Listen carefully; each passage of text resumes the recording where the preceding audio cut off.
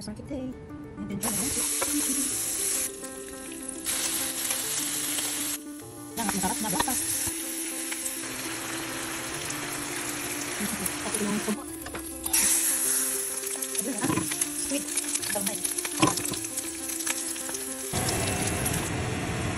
Salad. Oh, permisa. Perfect ang pagkaluto. Baked, I think, kanina. Ay, ang yun. Successful ang ating salt show. So, ito siya, buwan mag-sugar sugar or 1 sugar. After siya naluto. Kanya lang siya bis. Kasi ang unang bisbis na alam ko. Kasi ati sa amin dahil nagtitin ng ganito. Lalo na yung mga maraming naging asawa. So, most of the time, bisbis sa amin siya sa gawa sa asawa. So, ito nga dun. So, it's only Cebuano version. Cebu version. Happy birthday to you. Hello, lovelies. Happy Monday. Back in my kusina. So, for today's video ay ito ang ating lulutuin. Malunggay, shrimp, at carrots. So, I'll be making carrot, shrimp, and malunggay okoy. Para maiba naman ang recipe ng malunggay. Diba? Bigyan natin ng ibang trabaho ang malunggay. Napagod ng malunggay sa sabaw.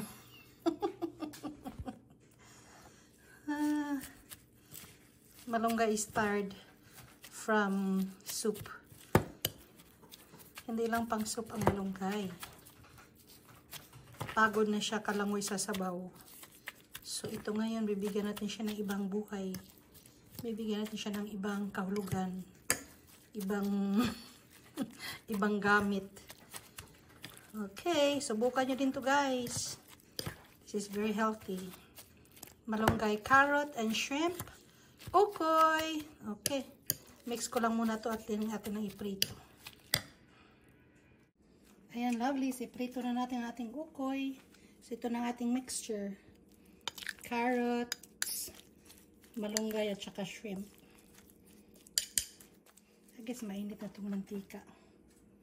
Ayun, mainit na nga.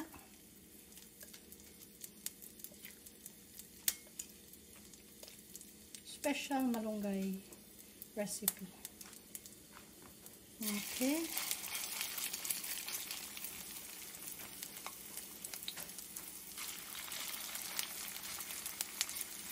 Bigyan natin ng ibang buhay ang malunggay. Malunggay. Ang ganda ng kulay. Orange at green. The super greens. Malunggay is considered super greens. It is very nutritious. It's like broccoli. It's one of the super greens. Okay, I guess luto na. Just 1 minute. Ayan, na-brown na agoy. Ang ganda ng kulay talaga. Mabilis maluto ang shrimp. Mabilis maluto ang gulay. Kaya mabilis din natin siyang makain. Pang madali ang recipe. I'm sure kakain ng mga anak nito. Or kung sino mang ayaw kumain ng vegetables, siguradong magugustuhan to. Shrimp, malunggay, carrots, paminta, at saka asin. Napakasimple. Ito lang kasi ang gulay na meron ako, kaya ito lang aking gagamitin. Huwag tayong maghanap sa wala. Kung anong meron sa ref o sa inyong pantry, yun ang gamitin. Ayan. Sarap! Naluto ng carrots na akin. Yung akong tinatry.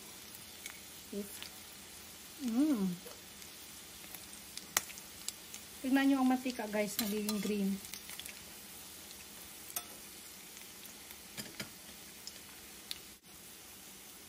Luto ng ating first batch. Atin ang ahunin.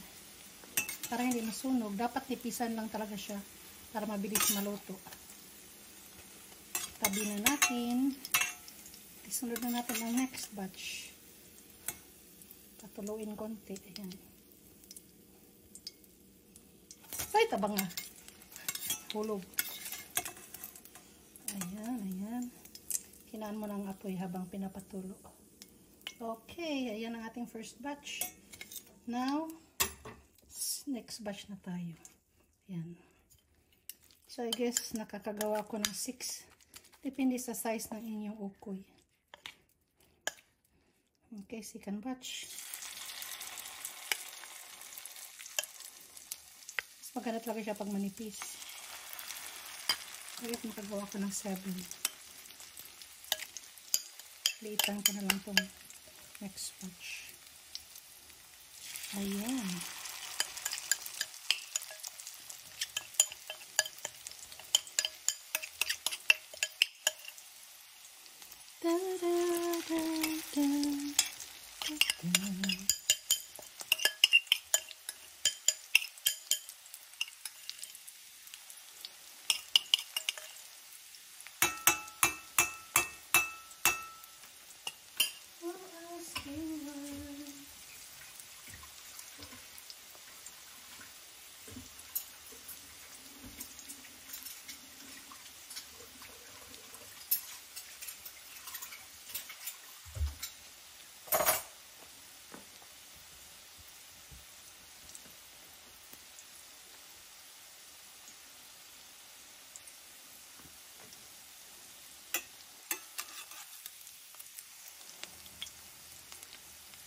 Tingnan yung mukha ng first batch, guys. Manapin. Sarap.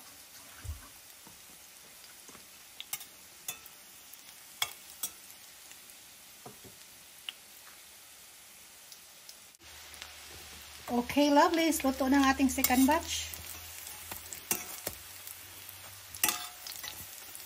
Crunchy na. Brown na, golden brown na siya. Look at that.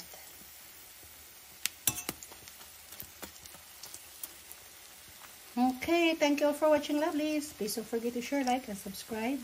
Mrs. G Adventures channel. Bye-bye. See you all next time. Bon appetit.